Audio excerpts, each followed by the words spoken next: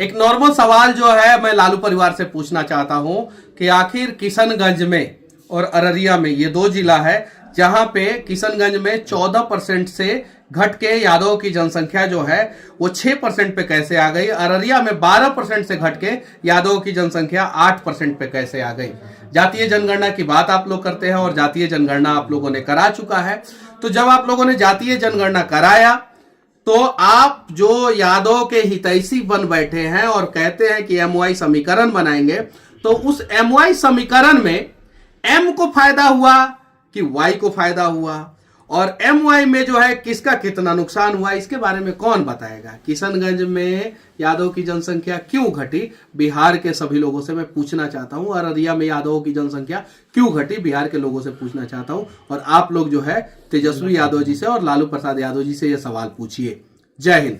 दुनिया में लोग जहां अपना हेल्थ सेक्टर, एजुकेशन सेक्टर और एम्प्लॉयमेंट को किस तरह से बढ़ाना है उस चीज में लगी है, तो वहीं पे बिहार के मनीष कश्यप इस चीज पे लगे हैं कि वो बिहार के जनता से कह रहे हैं कि तुम लालू परिवार से पूछो कि यादव संख्या जो है 14% से 6% क्यों हो गया।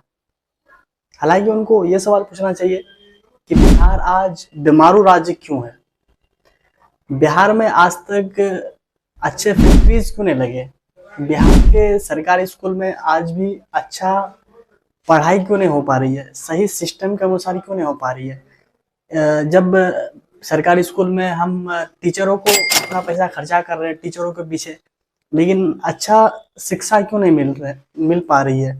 ये चीज लोगों को नहीं कह रहे हैं कि आप सरकार से पूछो।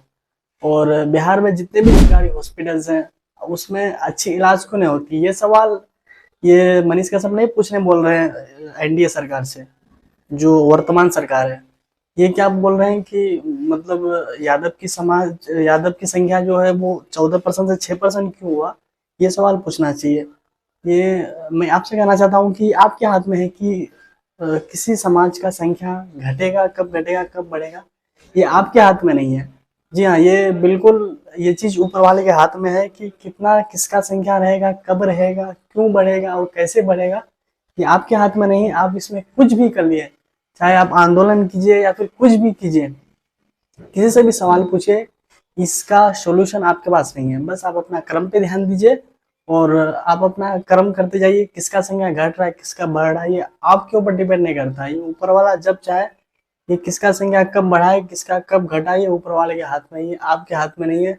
आपके हाथ में मतलब केवल और केवल क्या है कि आप को जो आपको काम दिया गया, किस तरह से किसी राज्य को ग्रो करना है, किस तरह से किसको डेवलप करना है, किस तरह से देश को एक अच्छे रैंक पे लेके जाना है, किस तरह से जो हमारा देश में राज्यों में बेरोजगार की संख्या है वो कम से कम कैसे हो, और हर एक सेक्टर को हमें एक ध्यान देने की जरूरत है।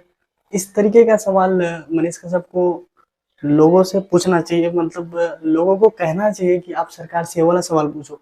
बल्कि ये जाति धर्म के ट्रैप में लोगों को मत फंसाइए, ताकि वो असली जो मतलब मेन सवाल है उस पर आप लोगों को उससे डेविएट मत कीजिए। जो मेन सवाल है उसको उस सवाल को लोगों को पूछना चाहिए, बल्कि ये जाति और धर्म से रिलेटेड नहीं।